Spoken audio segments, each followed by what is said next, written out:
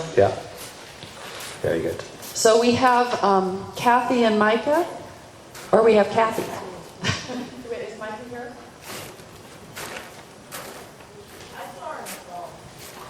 Okay, so she's coming. So we did the national levels yesterday. And I think if you look at this horse and you think a little bit back to the training level horses, you can see the different muscling, that the horses start to develop more of a top line, they get a bigger neck, they get a little bit more muscling over the loins, and the haunches fill out. The muscling is really the most important part of a dressage horse. It's what separates our athletes, I think, from the other equine athletes. Interestingly enough, our dressage horses are also the oldest equine athletes. You don't see jumpers, and you don't see reining horses, and you don't see event horses that are 17, 18 years old, still winning medals, still competing internationally. They did a study in Canada with 10 horses, and all 10 horses had lower extremity lamenesses, knees and hocks down, and were unsound unless they were on bute. And they put those 10 horses in dressage training for 6 months.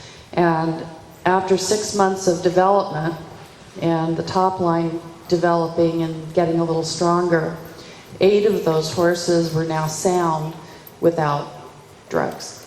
So I think that is a very interesting study, and I think when you talk about developing the horse as an athlete, we really need to think about the muscling. And also, if you're taking a horse and you're going to go show at the FEI levels and the horse has no muscling, that you're really not being fair to the horse, because the horse isn't going to be able to present itself in the kind of balance with the kind of power and carriage that we're looking for at the upper levels.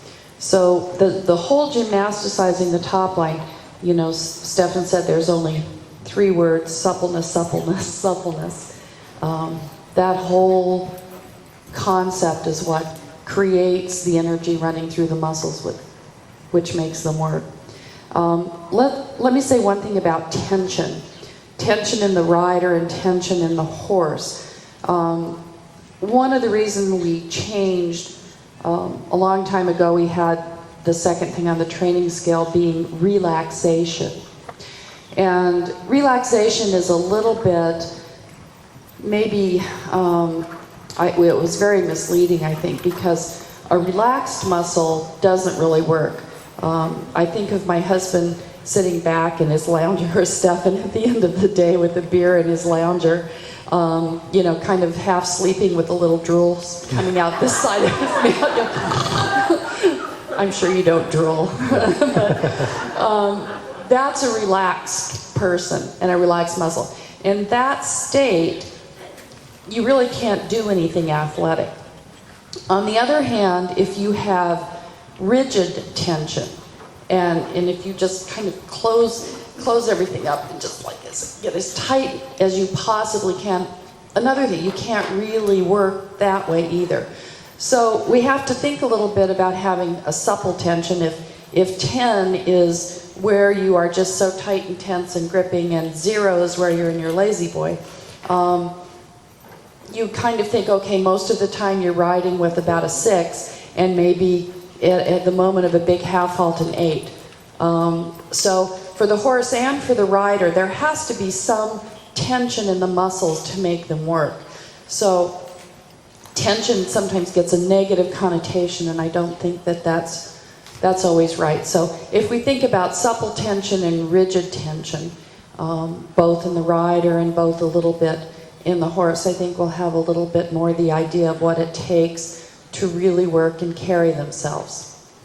So, shall we do a couple of the movements? We'll have a look and see. Okay, girls, are you ready? Let's start with something easy.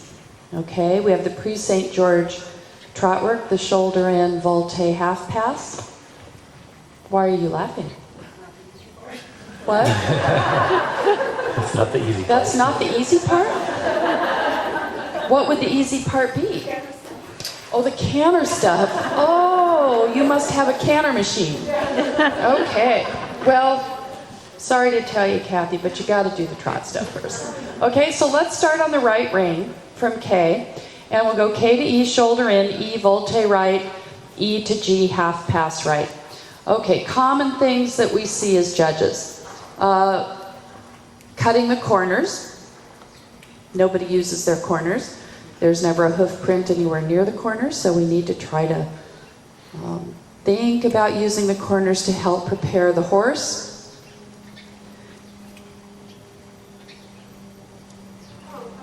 Yeah, the other K. Right rein. Change directions. She's nervous, don't worry. She needs more coffee. Shoulder in, usually angle varies or too much neck. You've got to think about riding one movement, finishing it, and then going to the next. Too many people just sort of fall from movement to movement instead of riding from half halt to half halt. Losing points in my test. You know, what can I do better? That was very nice. Haunches are falling out on the volte, very common. Shoulder in, maybe had a little too much angle. Half pass, the horse is more on the left shoulder. She's not really moving the shoulders over. She did finish pretty well before she turned. A lot of riders lose a lot of points here at the end. They get to center line, and nobody has taught them how to finish an exercise. All right, they just say, oh good, I got to G, now I'm just going to turn, and they don't think about how do I actually finish a half pass right and start a left turn. Okay? Okay, Mica, could we see you do the same thing?